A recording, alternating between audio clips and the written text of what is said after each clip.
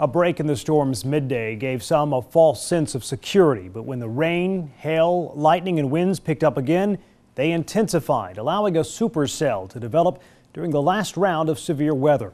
About 11 p.m., we received reports of multiple injuries, fatalities, and people missing in the Apison community of Hamilton County. Volunteers were needed to help clear debris from roads overnight so emergency crews could perform search and rescue missions.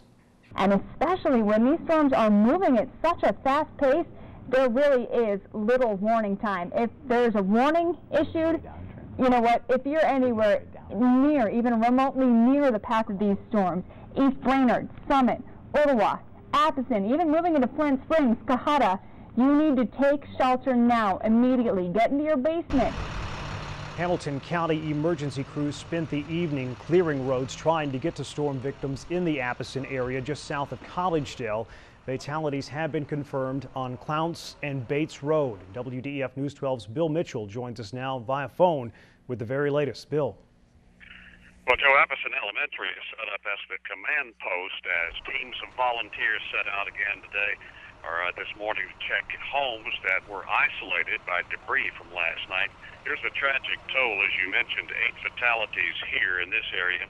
28 people transported to the hospital last night and early this morning, 6 of those in critical condition.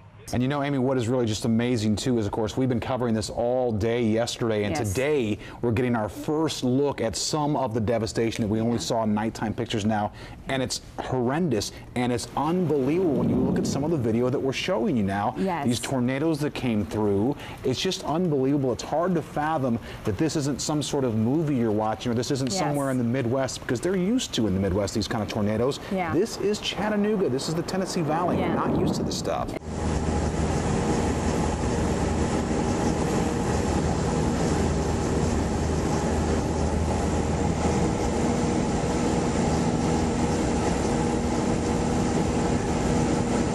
I can tell you, John, that is certainly correct. We got the information straight from the horse's mouth, as it were. This would be Tim Troutman, who is who's in charge of warning. He's in charge of all the warnings that come down from the National Weather Service in Morristown.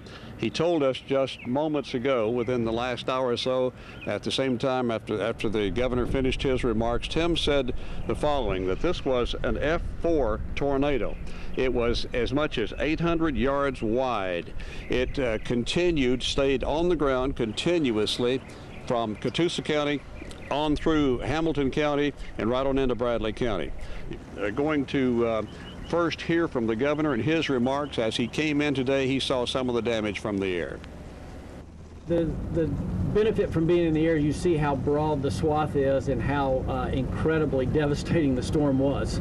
Obviously, then when you come on ground and you realize how personal it is, that the home that you see in bits and pieces was, the house you see in bits and pieces was someone's home yesterday, in families that obviously, like I said, far too many who have had fatalities, but then a whole lot more who've lost their home and looking for a place to stay tonight.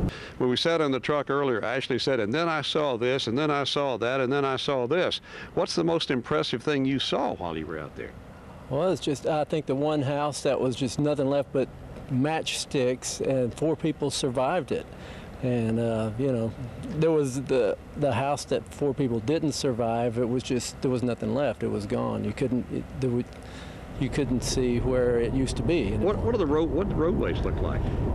Well, they were obviously impassable last night. As you can see where they've gone through and cut all the trees down, so there's stumps lining all the roads and, you know, debris all on the roads. Did you all have to dodge all of that stuff? There's still power lines down too. You don't know if some of them could still be live or not. Now you're driving along. You got a camera on your shoulder inside a car, and you're trying to shoot out of both sides. You looked over and you saw the very first thing. What came through your mind? Just, wow, I've never seen anything. You know, war zone. You know. Tennessee Senator Lamar Alexander says he's always shocked to see damage caused by tornadoes, but he is impressed with the spirit of survivors in Apison. Alexander toured the storm damage, passing out cards with FEMA's contact information. The Republican senator says now that the president has declared the area a federal disaster, he'll make sure the government helps those who were hurt last week. Federal dollars that will be quickly available to those who are hurt. Nobody's going to be made whole by this. but this will be a help. Amid all the devastation, we continue to find stories of resilience and the human spirit. While in the Apison area today, we met Ralph Quinn. In October, his house burned down. In January, he had a heart attack. And last week, a tornado destroyed his parents' house where he'd been staying. But Quinn wants everyone to know that he's too blessed to be depressed. The Lord give me grace. I'm still a-standing. Still got my overalls on. My hat's covered my head, my shoes on my feet, food in my belly. I'm still blessed.